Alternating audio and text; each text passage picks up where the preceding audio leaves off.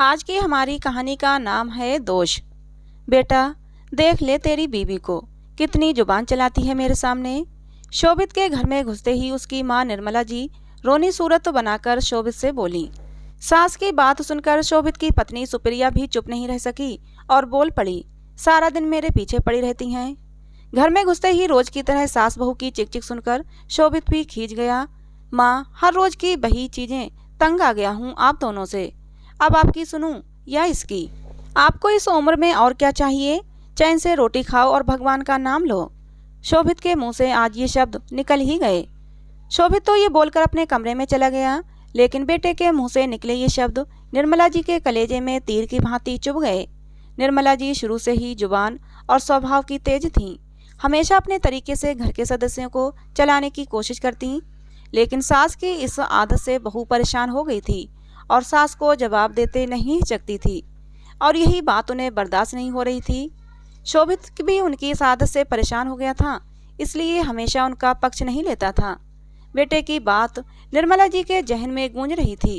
इस उम्र में आपको और क्या चाहिए? मतलब अब मुझे 2 वक्त की रोटी के सिवा कुछ नहीं चाहिए। कुछ बोलने का या कुछ पाने का मुझे अब कोई हक नहीं है। आज अगर शोभित के पिताजी होते तो मुझे ये सब न सुनना पड़ता।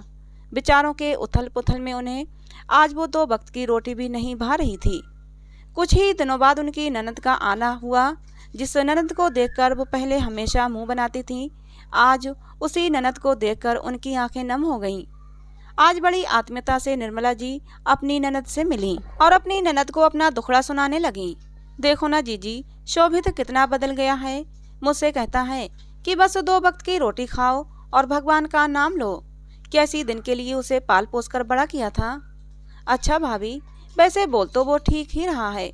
इस उम्र में इंसान को 2 वक्त की रोटी मिल जाए वही बहुत है, नंदिनी जी ने कहा। निर्मला जी अचंभित सी उनका मुंह तकने लगी। यह आप क्या बोल रही हैं जीजी? आप भी बेटे बहू का पक्ष ले रही हैं। आप भी तो बेटे बहू वाली हैं।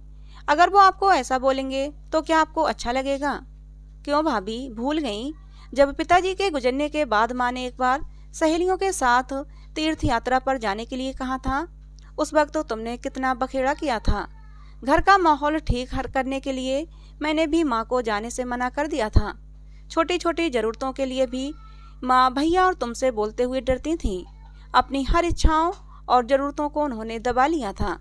किस तरह चुपचाप बिस्तर पर पड़ी रहती थी। मेरी आर्थिक स्थिति भी ऐसी नहीं थी कि मैं माँ को अपने साथ ले जाकर उनकी देखभाल कर सकूं। बस लाचारी से उनको देखती रहती थी। सिर्फ 2 वक्त की रोटी ही रह गई थी उनके नसीब में, वो भी तुमने कभी बिना मांगे न दी थी।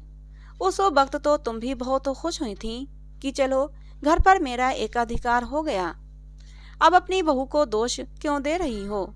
ये सच सुनकर निर्मला जी अपनी नजरें चुरा रही थीं। भाभी, हम जैसा बोते हैं वैसा ही काटते हैं। भाभी, वक्त तो लौट कर आता है, लेकिन उस वक्त तो हम अपने कर्म नहीं बदल सकते। आज आपको बेटे की एक बात ने अंदर तक दुखी कर दिया। जरा सोचिए उस वक्त तो माँ पर क्या बीती होगी। निर्मला जी आत्मग्लानि से भर गईं। उन्हें अब अपने किए का पछतावा हो रहा था, लेकिन उन्हें माफ करने वाली उनकी सास तो कब की इस दुनिया से विदा ले चुकी थी। कहानी सुनने के लिए आप लोगों का धन्यवाद।